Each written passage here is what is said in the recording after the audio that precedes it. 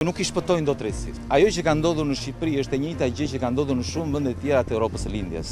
Janë me dhjetra kryeministrat që kanë dalë para drejtësisë, janë dënuar dhe shumë shpejt po I vjen radha Edi Ramës. Kjo është arsyeja pse Edi Rama është ngujuar sot në kryeministri me një të pandehur, me një zëvendës kryeministre, e cila ka disa akuza, ka disa dosje dhe për të cilën SPAK-u, prokuroria ka kërkuar dhe bllokimin e pasaportës. Kemi të bëjmë me një rrethim, janë të rrethuar nga drejtësia, nuk kanë nga t'ja mbajnë, nuk e pristin, mendonin se do I shpëtonin drejtësisë, mendonin se do ta përdorin drejtësinë për të sulmuar kundërshtarët e tyre, por ja që dhe në Shqipërinë e vuajtur, në Shqipërinë e vjedhur, erdhi dita e drejtësisë. Ky është një moment jashtëzakonisht shumë I rëndësishëm. Ky është një moment shprese në fakt për shqiptarët, sepse fal drejtësisë këta do shkojnë në burg. Erdhi momenti që shqiptarët të shikojnë nga e ardhmja, kanë mundësinë sot të shikojnë një dritë në fund tunelit.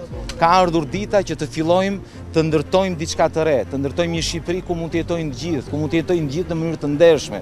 Një Shqipëri ku qytetarët shqiptar shtetin e ka në krah, nuk e ka në kuriz. Nuk ka në kuriz kryeministra, deputet dhe ministra të korruptuar, por kanë një qeveri të pa korruptuar që bën detyrën, që krijon kushte për të gjithë, që të gjithë ja dalin edhe në këtë Shqipëri.